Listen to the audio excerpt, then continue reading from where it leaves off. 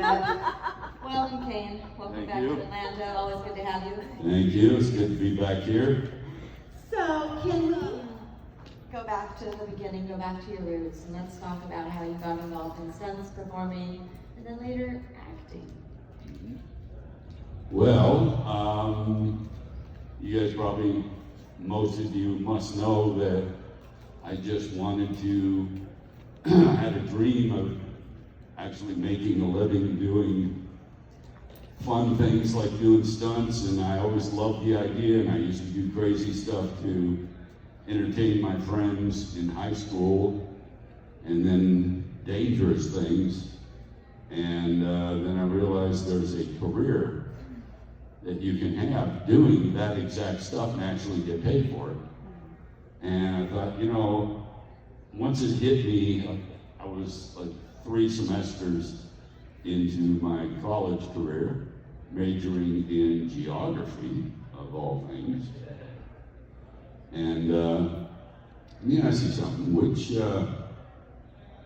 whoever can answer correctly first can get a freebie at the table. And just, you know, you can say it out loud. Which city is further west in the U.S.?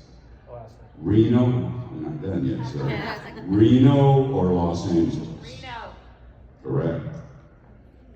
Nobody would think that because, you know, California is further west than Nevada, but Reno is further west than L.A. Not by much, but somewhat. And, okay, so remember to come by the table. And this one is not for a prize, but anybody know, let's see, who, at the nearest point, approximately, how close do, I think it's the U.S. and Russia, that is their closest point? What? Dang. It's like a couple miles is all that nobody knows because, you know, it's way up there and between the 2 points, not very far. Kane, you must know by now that a lot of us horror fans are nerds, too. No, just you. Guys, we got a surprise! Surprise! We're giving away Jennifer Banko. Have a seat, Jennifer. Oh my God! Hello. Hello, Daddy. Daddy-ass bear. I'll make you louder. Oh, Oh my God! So exciting! Thank you. What got you interested in geography in the first place, sir?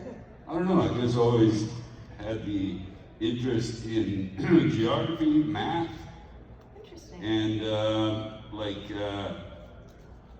you know, general trivia knowledge type stuff. So it just, I always enjoyed it. And then once I realized that I might be able to pursue stunts, then I kind of put that aside and started for a few years. Tough business to get into, but obviously worth it once you stick with it and it happens. So Definitely. Miss Jennifer, thank you so much for joining us. This is exciting. So I'll ask you, tell me about your acting journey. What got you involved in the craft? Okay, so when I was younger, we didn't know what autism was. We didn't know what neurodivergent was. We didn't have ADHD. We just got our asses beat. Yep. So, so I was really hyper. I had a lot of stims. I had a lot of, you know, and so I always caught the eyes of people. And so my mom was like, oh my gosh, like, you know, we gotta channel this. So she put me into dancing, which led to beauty pageants. And I was at a beauty pageant, and this agent, Marilyn Schumann, came up to my mom and was like, I want to represent your daughter. And my mom was like, okay, that's cool. And she followed, we lived like 2 hours away from where the beauty pageant was. and she followed us home. She drove 2 hours on the freaking freeway in like the opposite direction of where she needed to go to ask my mother one more time if she could be my agent. Oh my gosh. And at that point, my mom was like, okay, maybe this kid's got something, So she asked me, what I thought, if it was something I wanted to do. And at that point, I thought you lived in the TV, so I was like, yeah! So that's how we started. I got stalked. Just in the TV. What project? What project? Hello. Kane on? Hello. Hello. It's Hello. number 2 on Hill. It is. It is? How come it doesn't sound like Here, it? try it. It's Oh, on. maybe you muted it. It's got buttons. No, see that? No. Hello? No. Here, I'll trade you. Hello? No. Here, you have that one. I'll take this.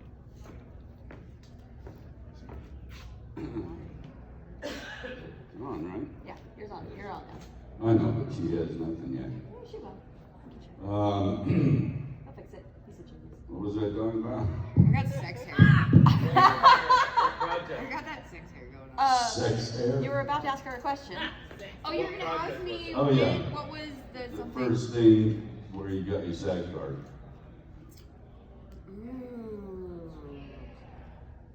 As most of you guys know, it's very difficult to get into SAG. You have to get a job that entitles you to. You get Become tapped a member. partly first. Tapped You get partly. tapped partly. I'm guessing it would probably. I'm going in and out. I'm guessing it would probably be Friday the 13th. Yeah. Oh, is that right? Right? Because you were how old Because then? before that, so my mom let me do modeling. I did modeling for like a year or a couple of years or whatever, and then I told her I wanted to do commercials, and my mom was like, "Oh, I don't know about that," So I did a little commercial workshop, got the first national commercial, and my mom was like, "Oh my God, why do I adopt this kid?" And I was like, "See, Mom." And then Friday the 13th, I went to my mom and I was like, "I want to audition for movies," and once again she was like, "I don't know, Jen, it's different than, commercials, it's different than modeling." And of course, Friday the 13th, first movie audition I ever auditioned for, and I got it. My mom was like, "Damn, I need to stop doubting this kid." But I think it was Friday the 13th, because Friday the 13th kind of was the beginning of everything. That was when they started my, because of Jerry Coogan, they have the Jerry Coogan law, so when you work as a minor, when you make your first big money or whatever, you have to go and stand before a judge. The judge asks you do you want to do this? Are your parents forcing you to have this career? Blah, blah, blah. And then they take 10% of whatever it is and they start an account, because so many, actors and actresses growing up end up with nothing. Well, they don't take into account that if you are a minor, when you move out and stuff and you have a client trust account with your business manager, that people can still take tens of thousands of dollars from you without you knowing. Yeah. Do you remember what your audition was like? Yes. So I went in there and, we talked back and forth, and then they were like, "Okay, are you ready for your scene?" And I was like, "Can you give me a minute?" And I walked to the back of the room and I got myself crying, and then I turned around and I started. I think I had him right there. I was the last one in. There were so many girls. And I was the last one in, and you never want to be the first one, and you never fucking want to be the last one, because they're fucking done. They're done with the day. So my mom and I are like 6 girls prior to me going in, I'm talking to my mom like, "I gotta do something, Mom. I gotta do something." Like, oh, we didn't, because we didn't. I didn't grow up in LA. My mom drove me 2 hours in traffic there and 2 hours back every day for 16 years, so I could even freaking do it. So I'm like, oh man, my mom put so much, she was going through cancer, going through chemo, still driving me. Freaking, my mom's a saint. And so my mom's like, just do you, just take a moment. And that moment got it. Wow. Yeah. How did you find out you had gotten the job? They just called right after, or? I don't remember. Yeah. I don't remember, because I was up for a couple of other things, and I was a little bummed that I didn't get them at that same time. There was it's little mini-series called Elvis and Me, and I really wanted. So at that time period's a little distorted. Yeah, a little distorted. but we did part 7 together, and then we did Texas Chainsaw Massacre 3 together. Yeah, and they surprised me. The director was like, "We have a surprise for you today," and I was like, I'm like 12. I'm like, what kind of surprise would they have for me? Like, this is weird. And I had this one little stunt up on this high gaffle, and they were like, they brought out Kane, and they were like, "This is who we have for your stunt coordinator," and so that was like super sweet, you know. Nice little They were, reunion. yeah, and the fact that like everybody was super geeked for us to like see each other again, and like, you know, it just makes you feel really special, you know. So did you guys work together a lot on Friday? Because you know it was just one scene. Did you have a good amount of time together when you were working? Did I kind of try to somewhat avoid too much? No, I can't remember. Kane was amazing, you guys. So they had me come down to set to do wardrobe, and then they had to take pictures in the house to have around the house. You know what I'm talking about? So we came in to do those, and Kane was doing like a scene with the mask off, and you had told them that you wanted me to see you with the mask off because you didn't want me to be scared at the premiere when the mask came off. This guy, he doesn't even, I don't know if he's like playing humble or if he just doesn't remember like how rad he has been throughout the years. But he also invited my little brother, was like 8 years old at the time. They were gonna be exploding this building. So he invited us to come to set. I didn't have any scenes or anything, just so we could watch the explosion. And then the building really caught on fire. So my little 8-year-old brother just like, wow. You know, and like, for Kane to do that for my little brother, like, man, my little brother thought about Kane a lot growing up. You know what I mean? Like, that meant a lot to an 8-year-old little boy. And then once we got to Alabama, I almost kept dying because I didn't know pedestrians didn't have the right of way, so I almost got hit by a car trying to cross the street. Our hotel was not ready when we first got there. It was snowing. It was supposed to be set in summer. There was icicles hanging from the buildings. There were alligators in the water the day before that I was actually in, that they had to like get an alligator wrestler to come, and they put us in this seedy motel. There was no freaking heat. My mom called down. She's begging for like some kind of heater. We slept in the bed with a space heater under the blankets. I don't know how we didn't freaking become an inferno. And then the next day they took us to this beautiful resort. It was so freaking nice, and everything was like pretty peachy keen from then, except for when we were doing our scene, the scene where I kill my dad, and Kane had to come save me. They had hired actual divers that were in full dive gear to dive in just in case they had to cut the tow line so they could hold the boat, so I didn't go drifting downstream. Well, sure as shit, they could see the tow line, so it was like, cut the tow line. There were moccasin snakes in the water, and the divers didn't want to get in. You're in full gear, that's your one job. I'm 10 years old, and they didn't want to get in the water. So, of course, you know, me being me, I'm like, bye, Mom! Bye! And my mom said, Jennifer! So Kane, I don't even know where he found it. He just starts looking. I can see him off in the distance. You know, it's dark, but I can see, you know, somebody's like, we got to do something. He comes up with like a big old piece of wood and a stick. And he just grabs me out of the boat, puts me on the little freaking plank or whatever, and gets me back to save my freaking life. Aww. You know, because it's hard to imagine, but the water we were shooting in was supposed to be a lake, but it was not a lake. It was a bayou, that's why there was current, that's why there were so many creatures, because it was not a lake. It was a lot more difficult than we anticipated with a lot of the water stuff. Of course, all the shots at the beginning of the movie of me underwater, chained to the bottom of the lake before, you know, I get able to come up to the surface, that was all done in a diving pool, scuba diving training pool in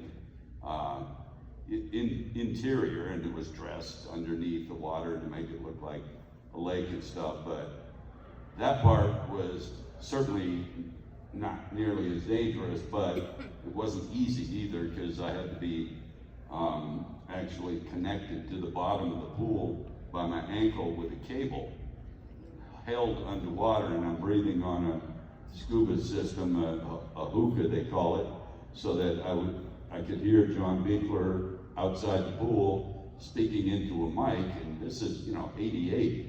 So I was like amazed that I could be underwater and I could hear him talking to me so perfectly clear that it was easier. He could direct me and stuff, and he's just sitting outside the pool, and I would hold my breath, give up the regulator to the safety diver, do the shot, and then he would come back in, and I would breathe again. But I was underwater for, I think, a couple hours at a time.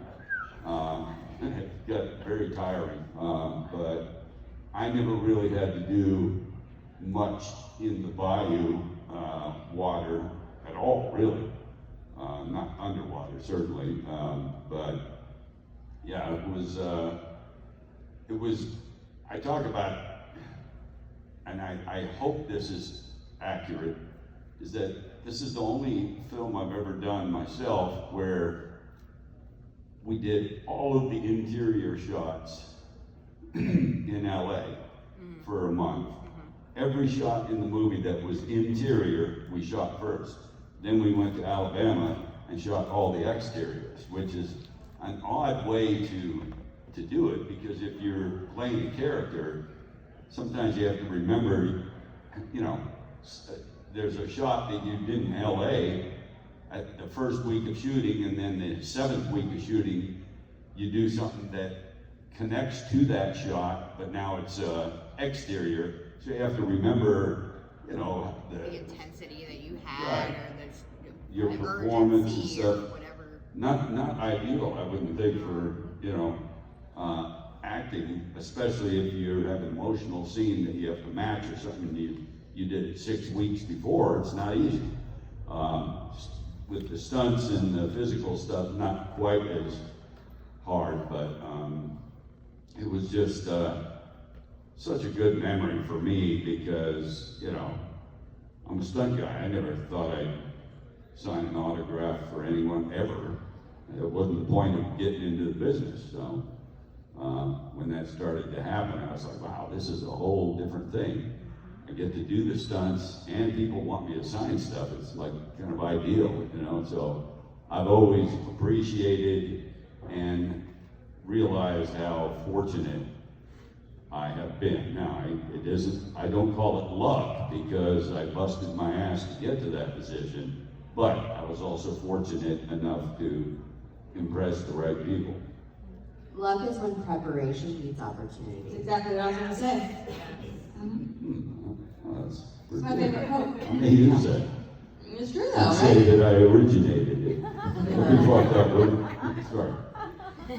So, before I turn it out to our audience, I want to talk to you guys both about 13 Fanboy. I love it so much. You guys, speaking of emotional scenes, had an emotional scene. It was beautiful. Can you share? Can we talk about that experience? So, can I go first? Oh my gosh, you guys. Kane had everybody crying. My dad was there. My papa was in tears. The entire room. We were just, the floodgates opened. It was one of the most beautiful moments, and I was so grateful. I'm gonna cry right now. Just to be like in that moment with Kane, where he got to not be the monster for once, and got to really like show what he's made of, and man, did he show up for that scene. Well, thanks. I've always, up until that point, I always wanted to have a more involved scene where I could show some emotion, because for some reason I can do that fairly easily. And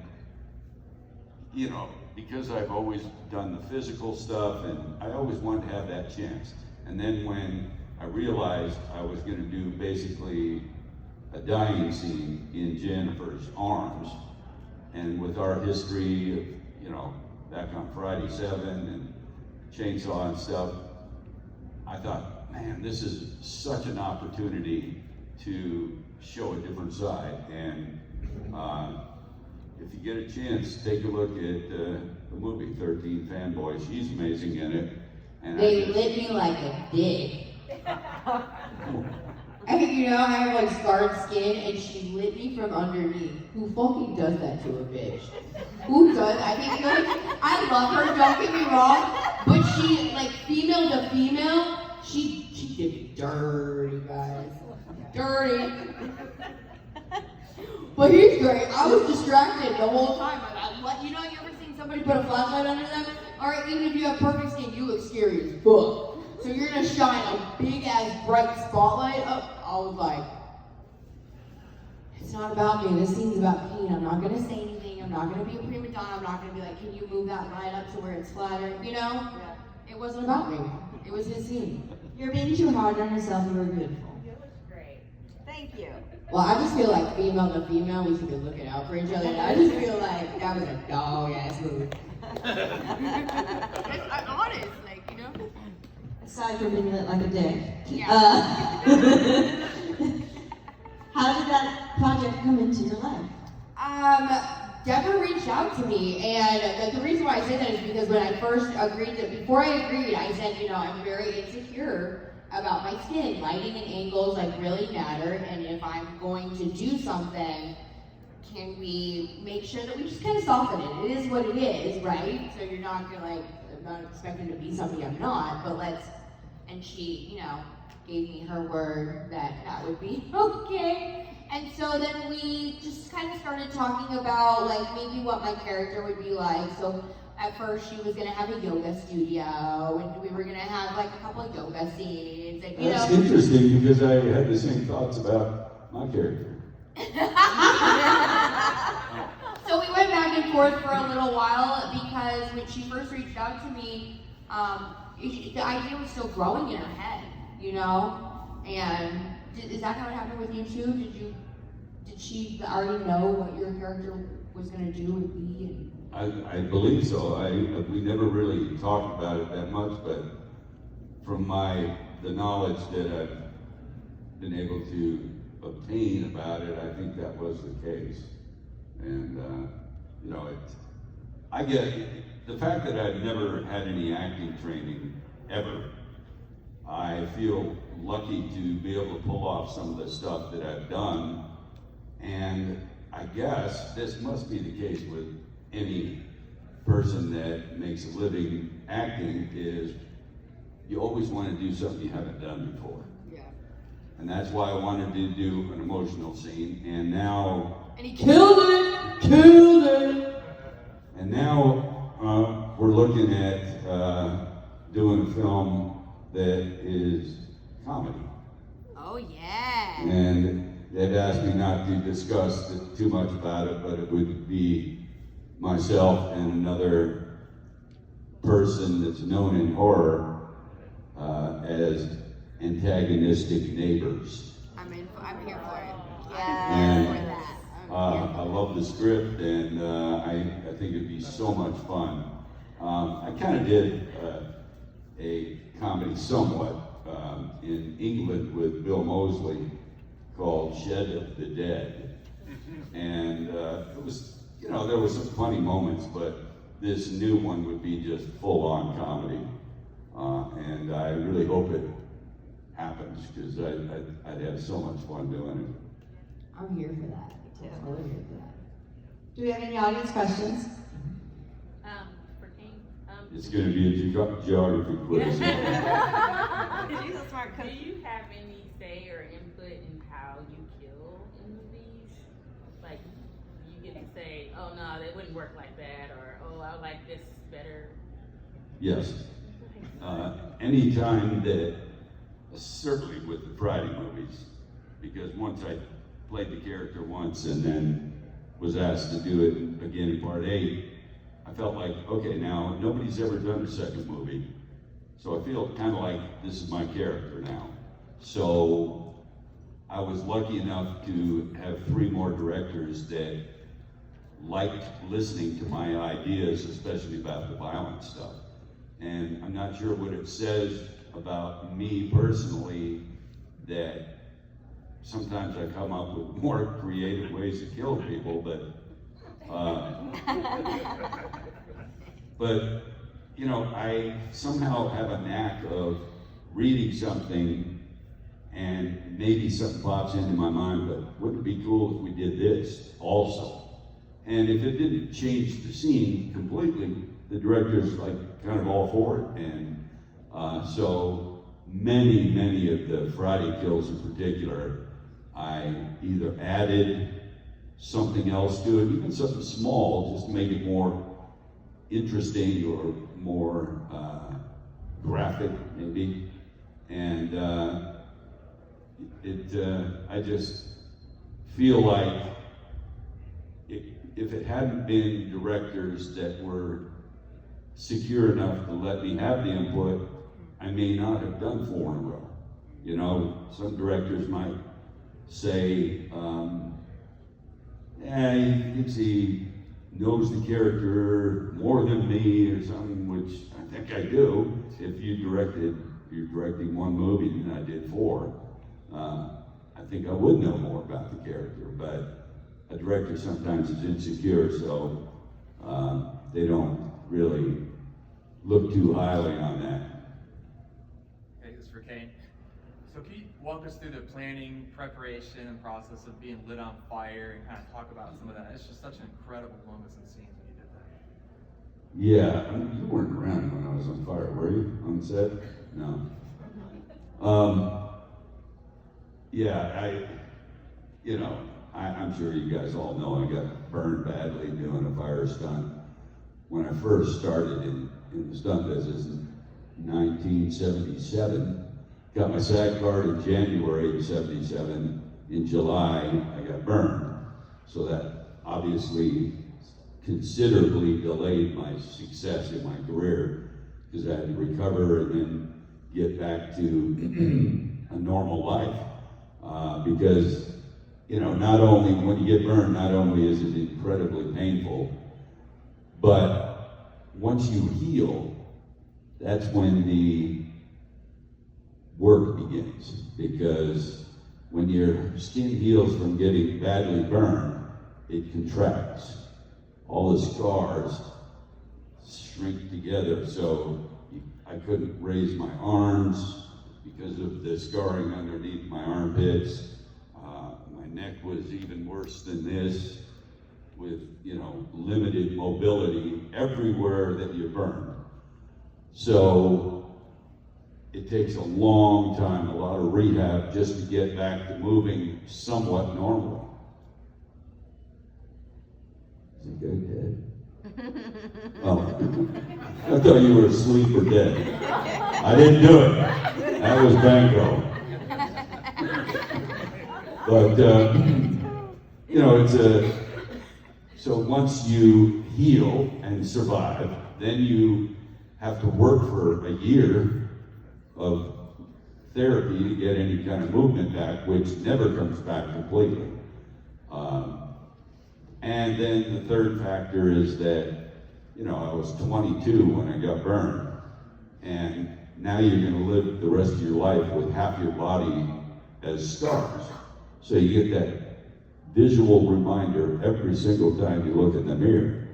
So you survive first, then you've gotten some mobility back, and now you get the visual reminder every single day for the rest of your life that, oh yeah, that's right, I got burned badly, and you have your shirt off at the pool and everybody's staring at you, and you get used to it, but it's not easy. So I think I always have maybe a more compassion or understanding or something for people like myself that are not of the norm, and whether it's people that suffer with physical limitations or even mental stuff. Somehow I identify more with people or understand more, and I guess anybody that's been through anything like that would probably be the same, but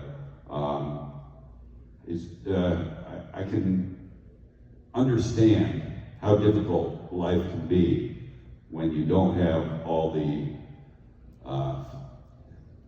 abilities and stuff that a regular, not regular or normal, but a basic person might have. So I understand a lot more than I would have, I think. We got one here. Oh, yes, I'm sorry. I was going to piggyback off of your question. I know during Manhattan, you had told us a story before about making suggestions to the actors about Jason. So what happened from the directors listening to your suggestions to the actors not giving credit? Well, I mean, I think you're referring to Jason Goes to Hell. Yes, I'm sorry. Right. Because, you know, when I read the script, I was like, wow, it's not very many days of me in the makeup, because the storyline was such that the evil of Jason goes into other characters. And, you know, what she's referring to is the fact that I thought if the essence of Jason is going to be in a different character, as a viewer, I think it would be cool as hell to see that character do something, even something small, in their performance that is reminiscent of me as Jason. Some kind of movement that I am known for and stuff, and I just thought it'd be cool to, if one of the characters who is now Jason, looking totally different, of course, if they did something, even a little bit of the breathing or something, that I think it'd be amazing to watch. Oh, that still looks like Jason, even though it's a different character, because of that minor thing. And not one of the actors thought it was a good idea. And I was like amazed that nobody picked up on that. But I think they were offended sometimes. Some of them, I won't mention who, but some of them were like, they think they know how Jason should act, because now it's their character basically. And yeah, not one thought it was good or interesting. And I wasn't mad or anything, but I was just like, man, I think we're missing an opportunity. Common sense.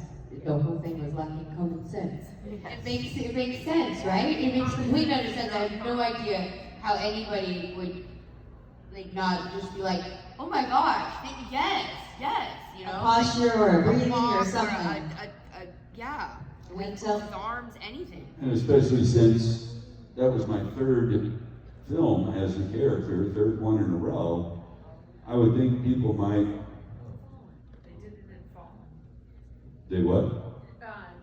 In Fallen, Denzel Washington, where they pass, you know, that's a perfect example of why it should be done that way. Oh, right, yeah. So I guess they felt like I was trying to tell them how to act or something. And, I mean, I guess it is kind of that, but it's just a suggestion. That's all it was. Well, it's a little early for them to be getting territorial over the character. I'm just saying. You've had it for a lot longer than 20 minutes. Yes. So I'm a bit of an IMDb nerd, and I remember watching this movie with my dad back in the day. Fond memories now, but being completely terrified by the movie Alligator, assuming that the sewers were crawling with giant man-eating alligators, and I would never go to the bathroom. But on IMDb it says you played the alligator, so I'm curious what that means. There were some scenes, you know, which, by the way, we shot in a sewer drain almost, but it's a big tunnel underneath the ground that we filled with water that would look like the set that they wanted it to be. And water was disgusting, and they asked me, and this is early, but you know, a stunt person is more apt to be comfortable doing something where you have limited mobility and breathing and everything, and they asked me to get in the alligator suit and kind of swim around for a couple shots. What? I don't know, I just like, yeah, the visual. And then based on that, Alligator 2 came along later, and because of doing that first one, they gave me a role to play. I played Richard Lynch's brother in the movie and had some dialogue, and of course got killed. But yeah, there's a couple things on IMDb that people are just amazed, and then a lot of stuff that never gets on there that people are surprised about. We were talking about it at dinner last night. For years, I did all the stunts on Days of Our Lives, and that doesn't show up on IMDb because, or maybe it does partially, but not to the extent that I was involved, because you don't necessarily get credit on a TV show if you do stunts. If you play a character, then you get a screen credit, then it shows up on IMDb. But yeah, I did a lot of fun big stunts on Days of Our Lives, and you know, I did an episode of Seinfeld once, which was amazing, which doesn't exist anymore. But I did a fight scene with Kramer on a bus when if anybody knows the show, where Kramer finds a woman's toe after a car wreck or something and puts it in a Cracker Jack box and gets on the bus to take it to the hospital so they can reattach it to the woman. And I'm on the bus, I'm trying to mug everybody, and I get in a fight with him while he's driving the bus. I wish it still was something you could watch, but you know, it's been edited down so that it doesn't exist. Kramer just talks about it now, but you know, so many fun things that you have, and sometimes when I'm at a con like this, somebody will remind me of something that I forgot I did because of that exact situation. It's not on IMDb, and you know, it's just, I guess at some point, when you get as old as myself, your memory is faltering a little bit, which it is, so that kind of adds to the fact that I forget sometimes some of the fun stuff I've done over the years. What years were you in doing Days of Our Lives? What years were you on Days of Our Lives? Oh boy, probably 1982 or 3 for about 10 years. Wow. Every few months they do what they call remote shooting, which we would know on a film would be called location. They would go outside the studio and do some exterior stuff to add to the quality of the show, and then when the ratings would come out based on that week, their ratings would be higher because they had more to offer.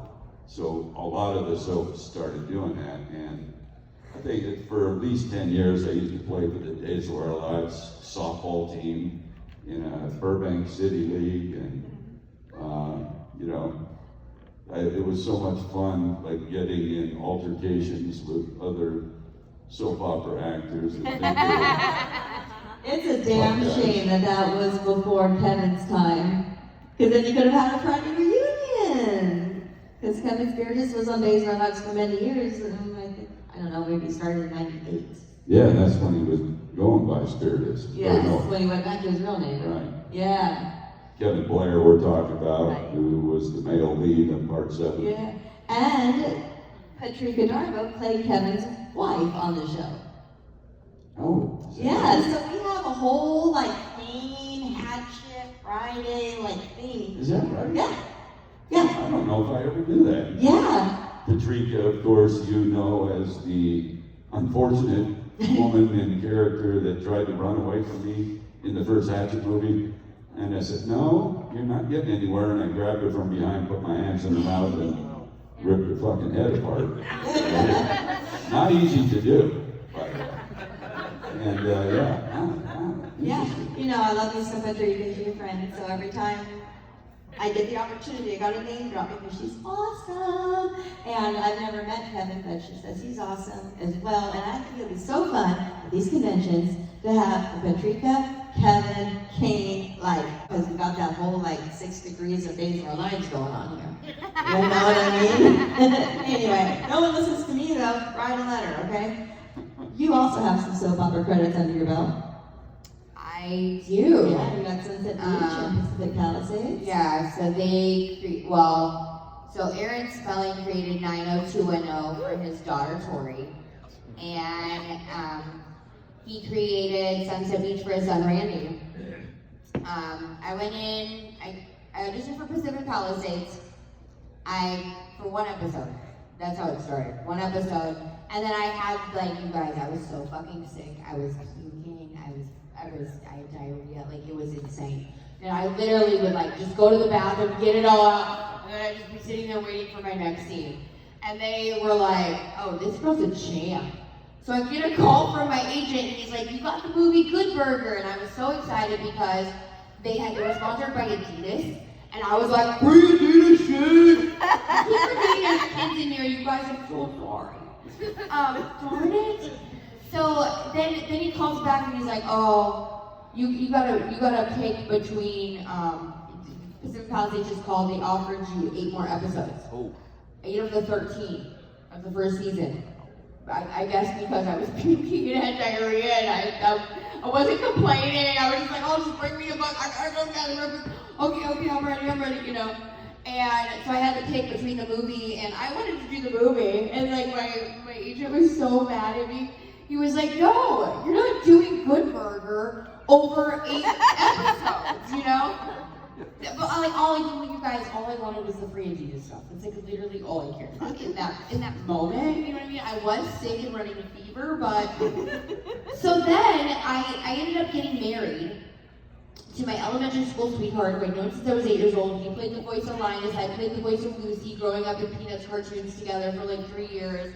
He used to call me Buttweed's daughter, and I was like, I'm not Buttweed's daughter, and like that's how our little thing happened when we were younger. He would like chase after me in circles, and he was so annoying.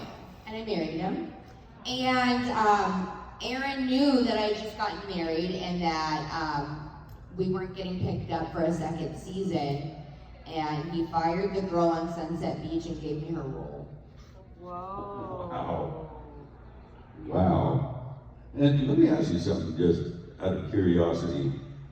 Do you think it's too nepotistic or fucked up that someone like Aaron Spelling develops a television series for his child? Do you think that's, I mean, it's a little bit much, but I'm not sure that it's that bad, really. Because if she's, or he, whoever it is talented and brings stuff to the character, I mean, what are you supposed to do? Not give your child a chance? Just because you don't want to say, oh, everybody's gonna bitch and moan about it, but I personally thought Randy was very talented as an actor. He was very good. He is an amazing human. He is an amazing freaking human. Yeah. I don't want to get into it, but there was a lot of, that boy had my back. I didn't see him for years, and when he saw me, the first thing he did was question to make sure that all that bad stuff that was happening was like out of my life, and like, he's like a super like healing guru guy now. He's a life coach or something? Yeah, he's such a, he turned into a cool dude. Yeah, he really elevated himself like spiritually, mentally, emotionally. He turned into a really cool dude. It could have gone either way.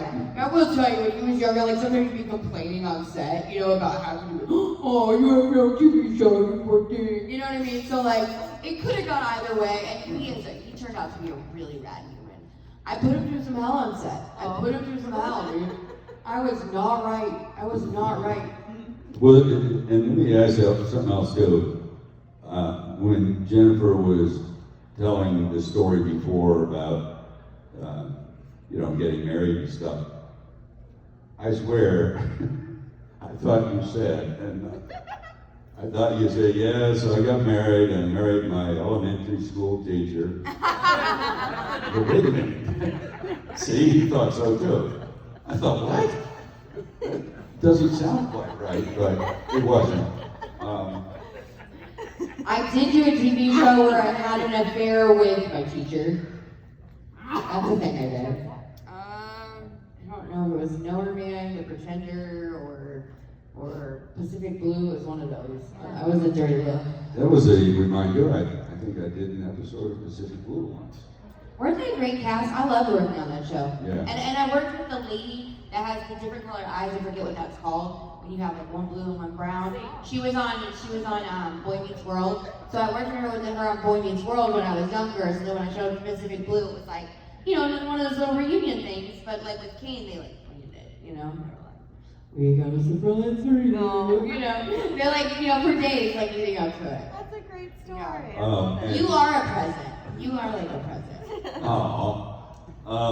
When it came to talking to Adam Green when he first was developing the Hatchet films, he wanted me to play the character, and I don't think it was guaranteed that I would do it, but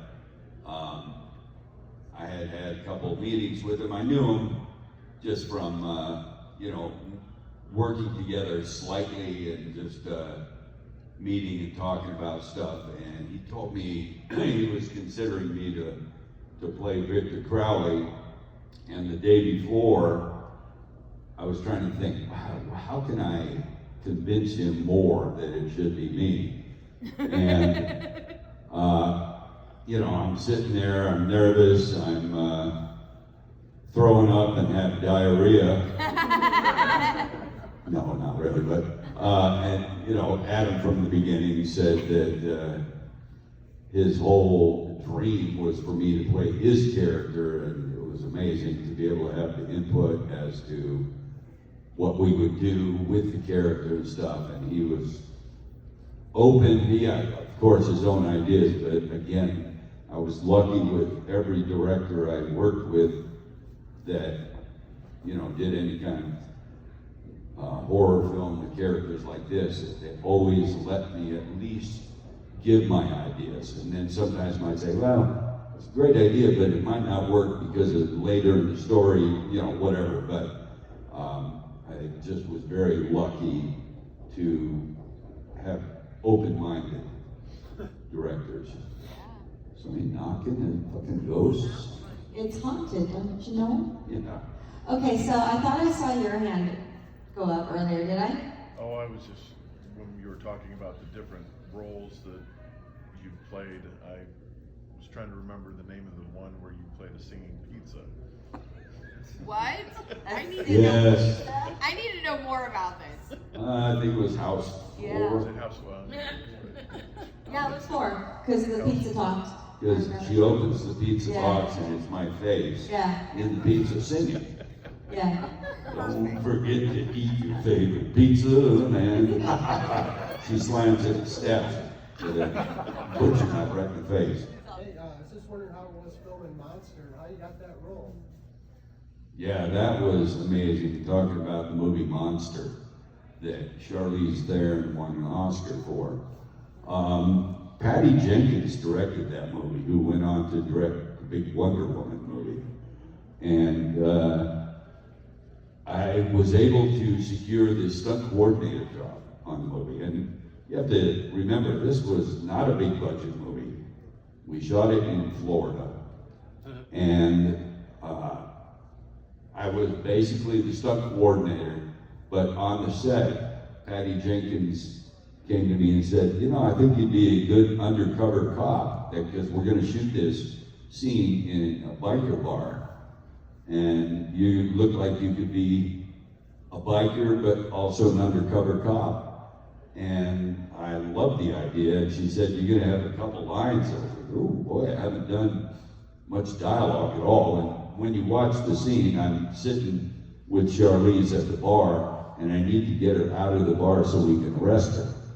And you know, we're sitting there, and I'm nervous as hell because I haven't done much dialogue. And watch the scene again, I'm terrible in it with my delivery of the lines. You know, you gotta admit when you're good and when you're not so good. And I'm not happy with the performance, but the fact that I did an acting scene with someone who won an Oscar for their side of it is pretty amazing. And, you know, we're shooting this scene, and somebody in the crew comes up to me and says, you know, this is where Eileen Wuornos, Charlize's character, was actually arrested. I said, what? I said, we're shooting in the same exact bar where it really happened. It's called The Last Resort. And I thought, I'll ask the bartender owner if he knows that that's what happened actually in his bar. I said, is this true that it may have happened here? He said, yeah, it is true. I owned the bar back then too. And I said, so what we're shooting is any accuracy to it? He says, it's exactly what happened. And I thought it was amazing that we were shooting where that scene really happened, and then she wins an Oscar, and you know, it was a little budget movie, and I thought, people, even on the set, were talking about Oscar performance by Charlize, and I'm like, I don't think anybody's gonna see this movie. It's like allocated. Nobody wants to see this. It's a little budget. And sure enough, because of her performance, I learned a lot by observing. And I think that, for me, was the best training I could have with acting dialogue stuff, was watching someone who's really good in between shots. Because the rest of the crew has a job to do. But as a stunt coordinator or someone playing a small role like me, I sit around a lot watching, and I just liked watching her prepare for certain scenes. And she purposely did not wear makeup. She wore dentures to make her teeth more crooked. And she looked very much like Eileen Wuornos. So. Definitely. Okay, to wrap us up, I have one more question, and I would love to know, since you guys have both been in the business for a very long time, what advice would you give your younger self, knowing what you know now, entering into this business? Don't do drugs. Do drugs. Don't do drugs. Don't do drugs. Don't do them. Do you think your younger self would listen? Fuck yeah. I mean, I have to agree with that. Certainly, it doesn't help your career. And They babied it. They babied my addiction. Like when I would go do like, you know, when you're doing 2 TV shows at once, you do like celebrity guest appearances at places, but you go to like children's hospitals and you go to youth camps and you do like stuff like that. And every time I would be flown to go do that stuff, they would have like an undercover cop escorting me so that like I wouldn't get arrested like where I was. You know what I mean? Like the more fucked up I got, the more they hired. They're like, oh my gosh, she's such a trap. Which is great in the beginning until something traumatic happens and then it's like no fun no more and you can't just flip a switch. did you ever do any, like, of the major talk shows appearances back in the, no? I would have thought with all that work you were doing that you would have been on Leno or something. I don't know, I've always had like a super fear of doing one of those. I don't know why, but like, you know how like you manifest stuff, you know, and you picture yourself there and then you kind of like retrace like the steps of like where you need to take and then you know what you need to do to get there. Am I making any sense or does it sound like a weirdo? Okay, so like when I would do that, I could never see it. I'd always get like petrified and like my heart would start racing and I would always get scared. I don't know why. But there was always like a block. Yeah.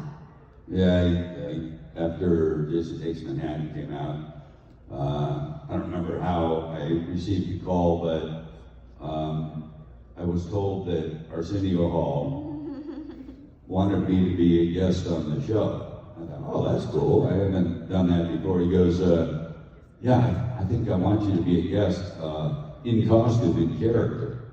And I'm like, this stupid fuck doesn't know that I don't speak when I'm in character. Obviously, that was the whole point. You could make it very funny because of that fact. And if you watch the episode, I'm actually wearing the real screen-used entire costume, mask, everything from the movie. And I think that's the only time I ever did anything in the real costume other than the one time we did the photo shoot for People magazine where, if you know who Bob Elmore is, he was one of the Leatherface performers, and we all did a photo shoot in the costumes. Bob as Leatherface, Robert Englund as Freddy and his real stuff, me as Jason, and a guy named George Wilbur as Michael Myers. So it's the four of us, and it was in Halloween issue of People magazine. But other than that, that's the only time I really did anything in the real costume. And it was so funny because when I got to the studio for Arsenio, he said, I talked to him before I got into the costume. He said, hey, great to see you. I think this will be fun. And then he says, probably the worst thing you could say to me, but he says, so when you get into the costume, I'm scared of you in the costume, so please don't fuck with me. That is like the last thing you want to say, right? It's the last thing you want to say. Oh, especially with me, don't tell me that. I am gonna fuck with you now. And that's why, if you ever watch it again, he goes to shake my hand at the end, and I grab his hand and pull him towards me, and he really was scared and jumped up. Give him the Donald Trump. But that is the most memorable clip from that entire talk show. Like from its run, that's the clip that keeps circulating. That's the one that lives on. So, aside from don't do drugs, advice to your younger self. Well, I mean, you know, in the 80s in particular, in the stunt business, cocaine was rampant, really. Because, you know, you have to remember every day, not every day, but very often when you're working, you gotta amp yourself up to do something that might kill you. So a lot of my co-workers were doing a lot of cocaine, and I watched a couple friends ruin their career because of it. So I never tried it. And I'm not trying to act like a big shot that I never did cocaine, but it is unusual, especially in stunts. And I was just afraid that I might ruin my career if I tried it. Because, You might like it. right, exactly. I might really like it. That's what it's designed for. Right. And I know the point. design? Is there design in cocaine? Absolutely. Oh. Artisanal, gluten-free, locally sourced. Gluten-free cocaine. What could be better? Fish scale, Well, this is not Peruvian. bad for you. All right, everyone, keep it up. Especially for this one. Thank you, guys.